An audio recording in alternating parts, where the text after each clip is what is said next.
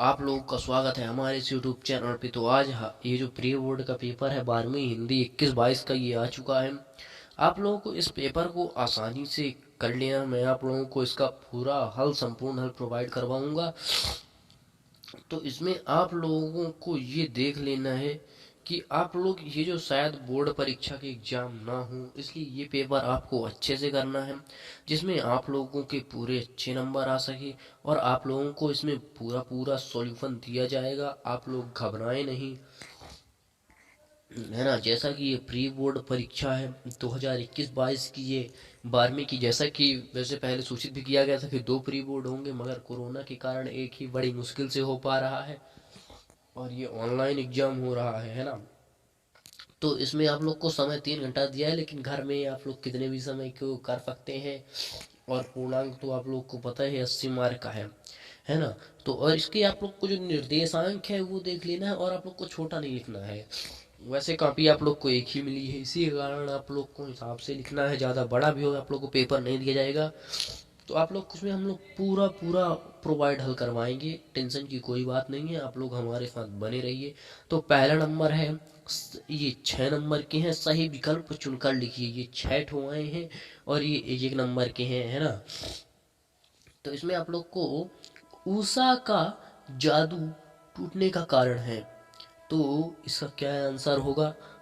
सूर्योदय, है ना, सूर्यास्त, ओस, मंद मंद हवा। तो इसका सूर्योदय होगा, है ना। आप लोग को टेंशन की बात नहीं है, आप लोग हमारे इसमें जुड़े रहिएगा। आप लोगों को पूरा पूरा सॉल्यूशन प्रोवाइड कराया जाएगा, इसमें टेंशन की कोई बात नहीं है। लेकिन आप लोग यदि अगर चैनल को में नए हैं तो सब्सक्राइब कर दीजिए और वीडियो को लाइक कर दीजिएगा, है ना। तो ये तो अगला तीसरा नंबर है, सिल्वर बेडिंग कहानी की मूल संवेदना क्या है। जो ये सिल्वर बेडिंग कहानी है, इसकी मूल संवेदना क्या है, ये आप लोग को बताना है ना। चौथा है, विज्ञान के क्षेत्र में काम कर रही भारत की संस्थाएं हैं, है ना। विज्ञान के क्षेत्र में कितनी संस्थाएं काम कर रही हैं जो भारत में है, वो संस्थाएं काम कर रही हैं, है ना। अगला नंबर है कि द्विभावी संयोग रक्त निष्पत्ति की परिभाषा किसने दिया है। तो इसका है आचार्य भरत मुनि की।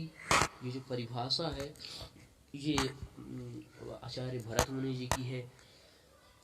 अब अगला नंबर आता है, बात का धनी होना मुहावरे का अर्थ है ना। इसमें आप लोग वैसे भी समझ रहे होंगे, है ना। जुबान का पक्का होना, वैसे भी इसमें देखा है तो आप लोग को समझ में आ ही रहा है।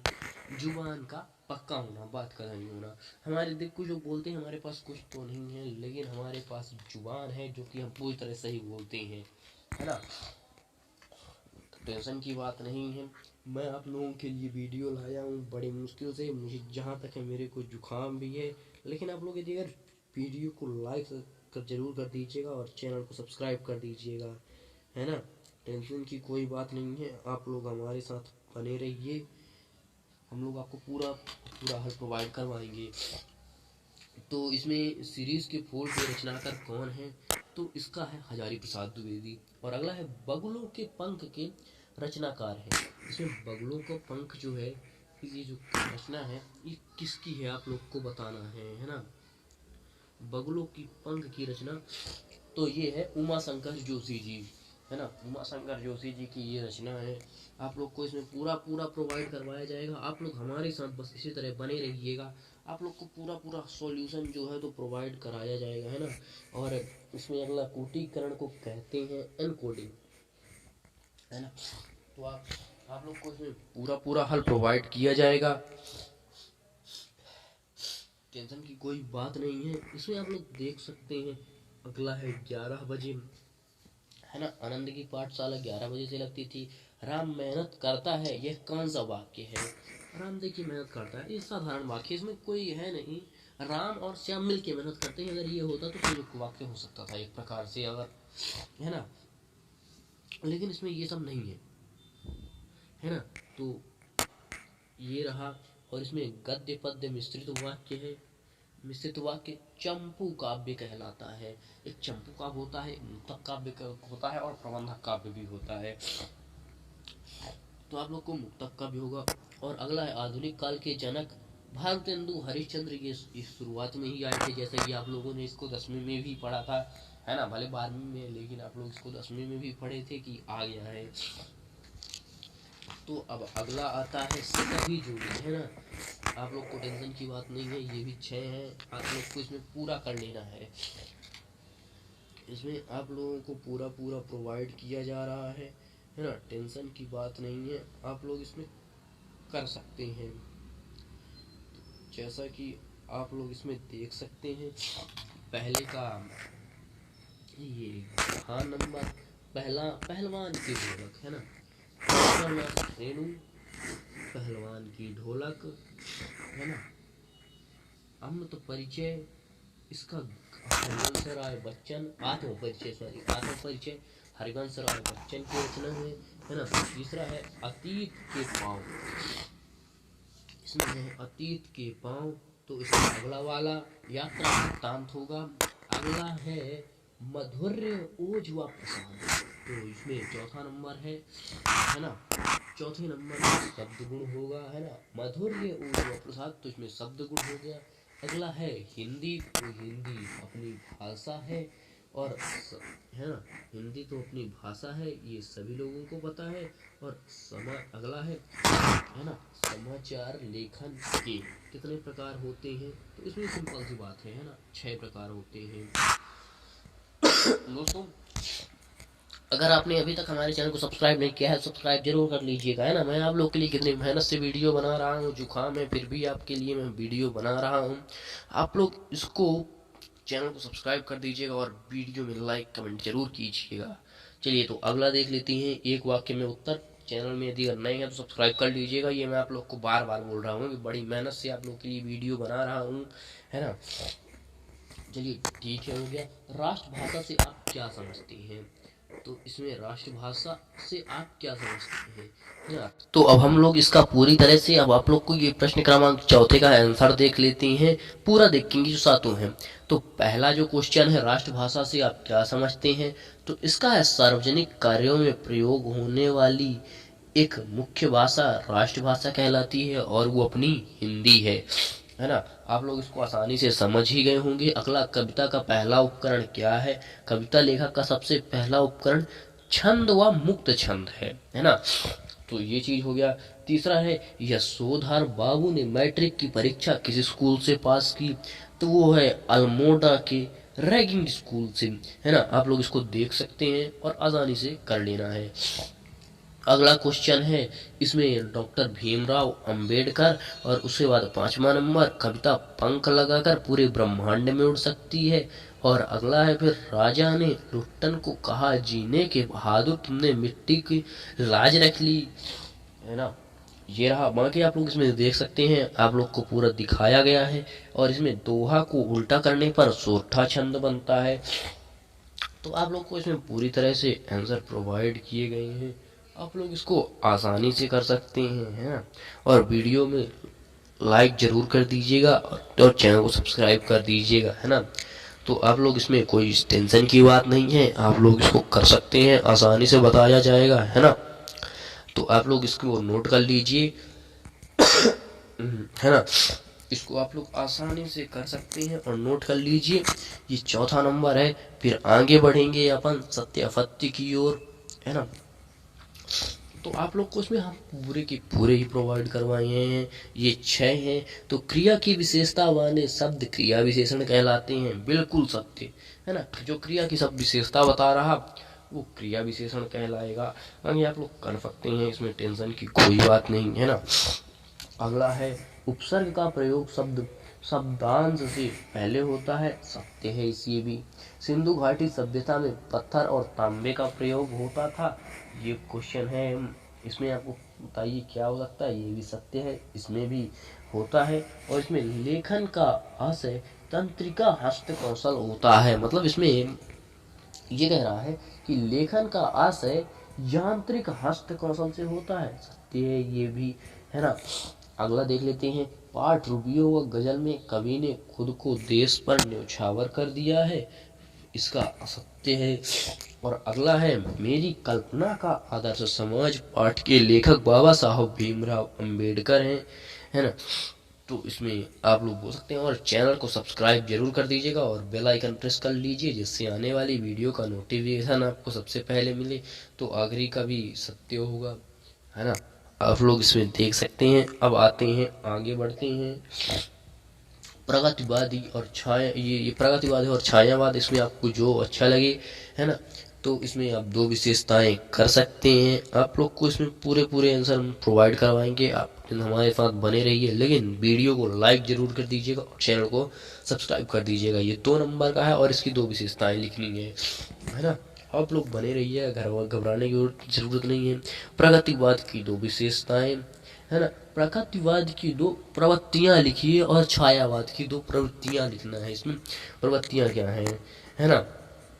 तो इसमें हम लोग देख लेते हैं, है ना। छायावाद की प्रमुख विशेषताएं: व्यक्तिवाद की प्रधानता, श्रृंगार भावना, मानविक चित्रण, है ना, सौंदर्य, नारी के प्रति नवीन भावना, जीवन दर्शन, वंदना का अधिकार, यही सब है। आप लोग इसको आसानी से कर सकते हैं। हमारे साथ वीडियो में बने रहिएगा।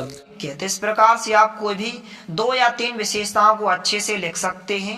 इसके बाद यहाँ पर आप चाहें तो इस प्रश्न के आंसर को भी आप लिख सकते हैं। प्रगतिवादी काव्य की विशेषताएं, इस प्रकार से आप चाहें तो इसकी भी विशेषताएं लिख सकते हैं। तो इनमें से आपको किसी एक प्रश्न के उत्तर को आपको लिखना है। तो आप वीडियो को रोककर या फिर आप स्क्रीनशॉट लेकर इस प्रश्न के उत्तर को आप अच्छे से लिख सकते हैं। इसके बाद यहाँ पर प्रश्नांक 7 है, बच्चे किस बात की आशा में नीड़ों से झांक रहे होंगे। इसके अथवा का क्वेश्चन है, रचना के संदर्भ में अंधड़ और बीज क्या है। तो यहाँ पर हम बच्चे किस बात की आशा में नीड़ों से झांक रहे होंगे, इसका उत्तर देखने वाले हैं। तो इस प्रकार से आपके प्रश्नांक 7 का उत्तर हो जाएगा। आपको वीडियो को रोककर या फिर आप स्क्रीनशॉट लेकर इस प्रश्न के उत्तर को आपको अच्छे से लिख लेना है। इसके बाद यहाँ पर प्रश्नांक 8 है, नाटक एवं एकांकी में कोई 2 अंतर लिखिए। तो यहाँ पर हम इस प्रश्न का आंसर देखने वाले हैं। तो इस प्रकार से यह आपके प्रश्नांक 8 का उत्तर हो जाएगा, नाटक व एकांकी में अंतर। आप कोई भी 2 या 3 अंतर अच्छे से लिख सकते हैं। तो इस प्रकार से आप वीडियो को रोककर या फिर आप स्क्रीनशॉट लेकर इस प्रश्न के उत्तर को आप अच्छे से लिख सकते हैं। इसके बाद यहाँ पर प्रश्नांक 9 है, भक्ति ने अपना वास्तविक नाम लोगों से क्यों छुपाती थी। तो हम इस प्रश्न का उत्तर देखने वाले हैं।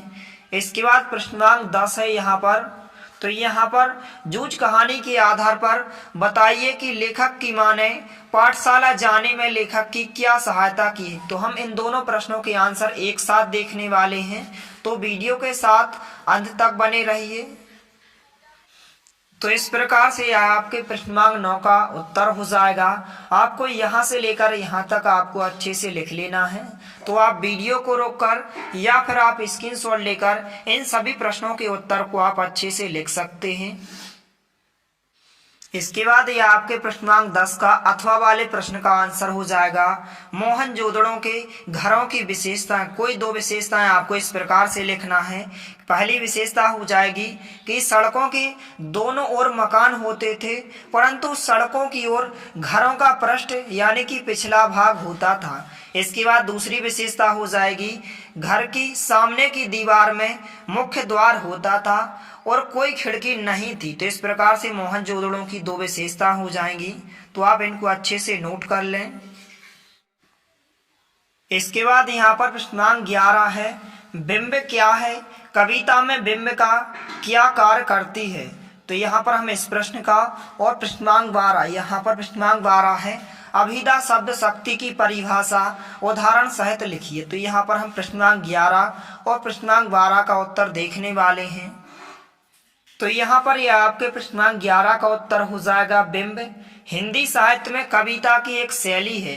बिंब का अर्थ है कविता को मूर्ति रूप प्रदान करना। काव्य में बिंब को वह शब्द चित्र माना जाता है जो कल्पना द्वारा इंद्रिय अनुभव को आधार पर निर्मित होती है। तो इस प्रकार से आपके प्रश्नांक 11 का उत्तर हो जाएगा। इसके बाद यहाँ पर हम प्रश्नांक 12 का उत्तर देखने वाले हैं।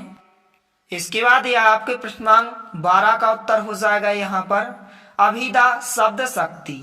तो यहाँ पर यह परिभाषा हो जाएगी अभिधा शब्द शक्ति की। शब्द को सुनते ही अथवा पढ़ते ही श्रोता या पाठक उसके सबसे सरल प्रचलित अर्थ को बिना अवरोध के ग्रहण करता है, वह अभिधा शब्द शक्ति कहलाती है।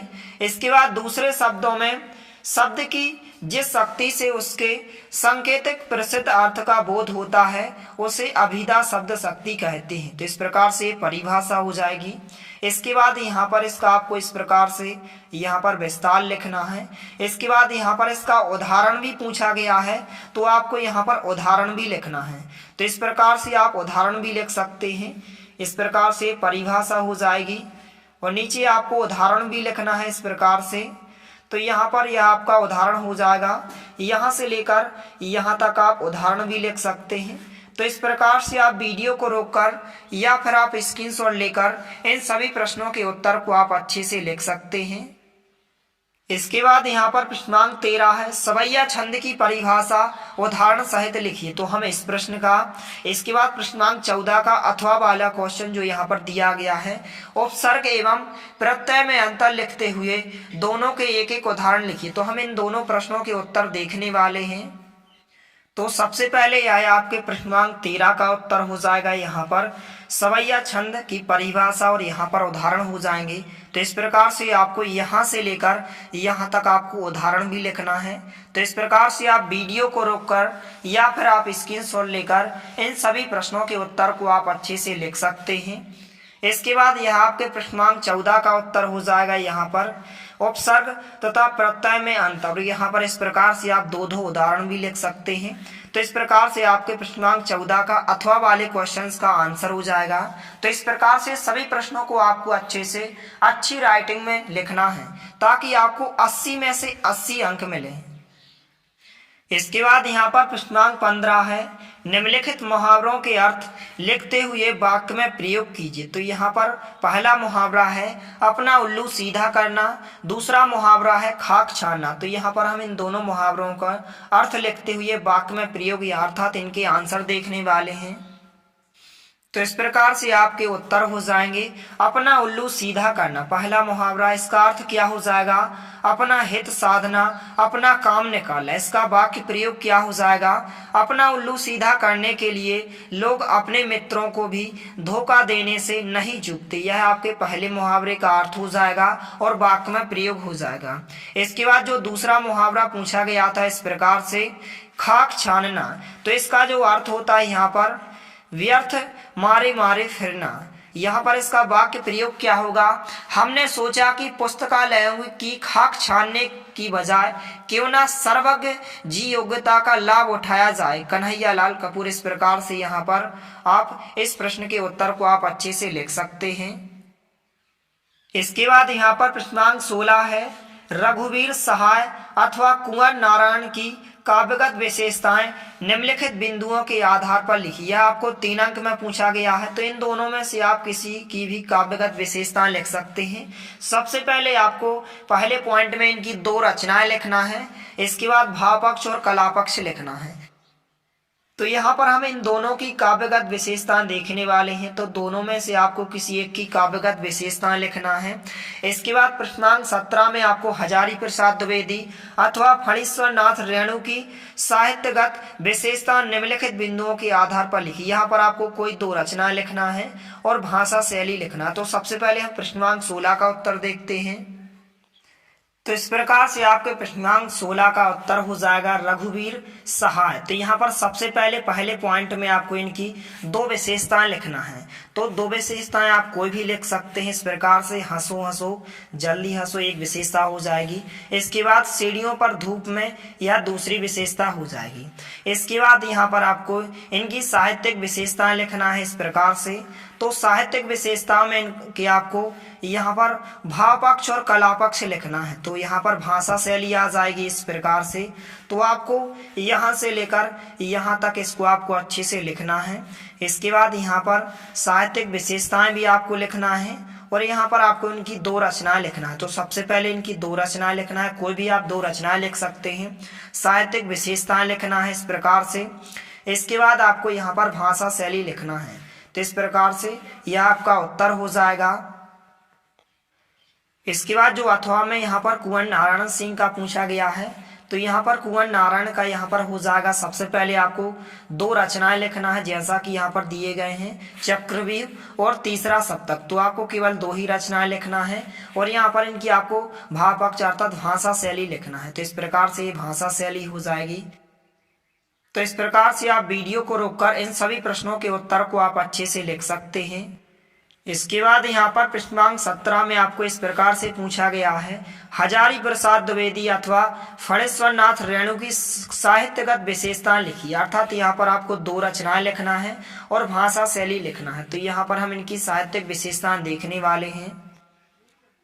तो इस प्रकार से आपका ये उत्तर हो जाएगा फणेश्वर नाथ रेणु। इस प्रकार से सबसे पहले आपको कोई भी 2 रचनाएं लिखना है, इस प्रकार से आप लिख सकते हैं।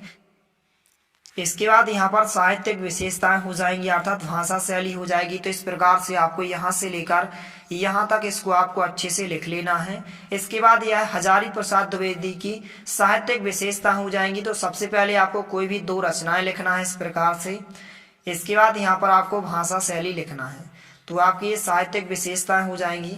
तो आपको यहाँ से लेकर यहाँ तक अच्छे से लिख लेना है। इसके बाद यहाँ पर पृष्ठांक 18 है। तो यहाँ पर पृष्ठांक 18 का अथवा वाले क्वेश्चंस का हम आंसर देखने वाले हैं। जनसंख्या समस्या शीर्षक पर डॉक्टर तथा नागरिक का संवाद लिखिए। तो हम इस प्रश्न का उत्तर देखने वाले हैं। तो यह आपके पृष्ठांक 18 का अथवा का क्वेश्चंस का आंसर हो जाएगा। इस प्रकार से आपको उत्तर में लिखना है। तो आपको यहाँ से लेकर यहाँ तक आपको अच्छे से लिख लेना है और वीडियो को ज़्यादा से ज़्यादा अपने दोस्तों के साथ शेयर करना है। तो इस प्रकार से आप पृष्ठांक 18 के उत्तर को आप आसानी से लिख सकते हैं। इसके बाद यहाँ पर पृष्ठांक 19 है। आप एक गद्यांश अर्थात काव्यांश को पढ़कर नीचे लिखे प्रश्नों के उत्तर लिखिए। आपको 3 अंक में पूछा गया है। तो इसके अथवा में आपको एक काव्यांश भी दिया गया है। तो आप गद्यांश या काव्यांश में से आप किसी को भी यहाँ पर कर सकते हैं। तो यहाँ पर आपको सबसे पहले एक आपठित गद्यांश दिया गया। इस प्रकार से आपको इसको अच्छे से पढ़ लेना है। तो यहाँ पर पहला प्रश्न है, उपर्युक्त गद्यांश का उचित शीर्षक लिखिए। तो इसका उचित शीर्षक क्या हो जाएगा, यहाँ पर संस्कृति इसका शीर्षक हो जाएगा। तो पहले प्रश्न का आंसर क्या हो जाएगा, संस्कृति इसका उत्तर हो जाएगा। इसके बाद यहाँ पर दूसरा प्रश्न है, निष्प्राण पत्थर को कैसे जीवंत बनाया जा सकता है। तो यहाँ पर जो पहली लाइन है इसका उत्तर हो जाएगा कि जो अनपढ़ है, जिसमें कोई आकृति नहीं है, ऐसे पत्थरों को आकृति प्रदान करना, उसमें कलात्मक संवेदना जगाना और प्राण प्रतिष्ठा करना ही क्या है, संस्कृति है। तो इस प्रकार से यहाँ से लेकर यहाँ तक आप दूसरे प्रश्न के उत्तर को आप अच्छे से लिख सकते हैं। इसके बाद यहाँ पर तीसरा प्रश्न है, व्यक्तित्व में विशेषताएं कब अर्थपूर्ण समझी जा सकती हैं। तो यहाँ पर हम तीसरे प्रश्न का आंसर देखने वाले हैं। तो आपको यहाँ से लेकर यहाँ तक इसको आपको अच्छे से लिख लेना है। तो यहाँ पर यदि आप संक्षेप से लिखें और यहाँ से लेकर आप इस लाइन को लिख सकते हैं, इस लाइन को, और यहाँ से लेकर आप इस लाइन को, और यहाँ तक आप लिख सकते हैं अर्थपूर्ण समझी जाती है। तो इस प्रकार से आपके तीसरे प्रश्न का उत्तर हो जाएगा, संक्षेप से लेकर आप यहाँ तक लिख लें, समझी जा सकती हैं। तो इस प्रकार से आपके तीनों प्रश्नों के उत्तर हो जाएंगे। इनको आप अच्छे से नोट कर लें। इसके अथवा में आपको यहाँ पर काव्यांश दिया गया, तो आप इसको भी कर सकते हैं। इसके बाद यहाँ पर पृष्ठांक 20 है, निम्नलिखित पद्यांश का संदर्भ प्रसंग सहित भावार्थ लिखिए। तो यह आपको 4 अंकों में पूछा गया है। तो यहाँ पर हम इसके अथवा वाले पद्यांश का यहाँ पर संदर्भ प्रसंग व्याख्या देखने वाले हैं। तो वीडियो के साथ अंत तक बने रहिए। तो इस प्रकार से आपके पृष्ठांक 20 का उत्तर हो जाएगा। यहाँ पर इस प्रकार से आपको संदर्भ प्रसंग व्याख्या लिखना है। तो सबसे पहले आपको प्रसंग में इस प्रकार से लिखना है कि प्रस्तुत पद्यांश में कवि अपनी प्रेमिका के प्रेम में उससे मिलने के लिए अपनी बेचैनी को प्रकट किया है, अर्थात प्रकट करता है। इसके बाद यहाँ पर आपको व्याख्या में लिखना है। तो इस प्रकार से व्याख्या हो जाएगी। तो व्याख्या आपको यहाँ से लेकर यहाँ तक आपको अच्छे से लिख लेना है। तो आप वीडियो को रोककर या फिर आप स्क्रीनशॉट लेकर इस संदर्भ प्रसंग व्याख्या को आप अच्छे से लिख सकते हैं। इसी तरह आपको और अन्य सभी सब्जेक्ट के प्रतिभा पर्व के पेपर चैनल के माध्यम से जल्द प्रोवाइड किए जाएंगे। इसलिए आप हमारे चैनल को सब्सक्राइब कीजिए, साथ में नोटिफिकेशन बेल को भी दबाइए ताकि कोई भी वीडियो की नोटिफिकेशन आप तक सबसे पहले पहुंचे। इसके बाद यहाँ पर प्रश्न क्रमांक 21 है, निम्नलिखित गद्यांश की संदर्भ प्रसंग सहित व्याख्या लिखिए। तो इस प्रश्न के उत्तर को आपको स्वयं ही लिखना है। इसके बाद यहाँ पर प्रश्न क्रमांक 22 है, अपने जिला के जिलाधीश महोदय को ध्वनि विस्तार यंत्रों पर रोक लगवाने हेतु आवेदन पत्र लिखिए। इसके अथवा में आपको इस प्रकार से एक पत्र लिखना है। अपने पिताजी को अपनी पढ़ाई के संबंध में विस्तृत जानकारी पत्र लिखकर प्रेषित कीजिए। तो यहाँ पर हम प्रश्न क्रमांक 22 में जो आपको दिया गया है, अपने जिला के जिलाधीश महोदय को ध्वनि विस्तार यंत्र पर रोक लगवाने हेतु एक आवेदन पत्र देखने वाले हैं।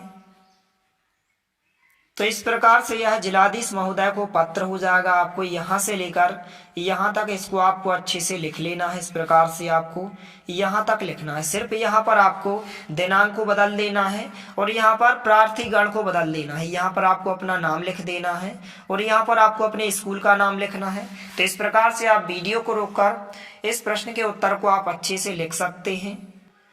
इसके बाद यहाँ पर लास्ट क्वेश्चन है प्रश्न क्रमांक 23, निम्नलिखित में से किसी एक विषय पर लगभग 120 शब्दों में निबंध लिखिए। तो आप इनमें से किसी भी विषय पर 120 शब्दों में निबंध लिख सकते हैं। यहाँ पर हम स्वच्छता अभियान पर निबंध देखने वाले हैं।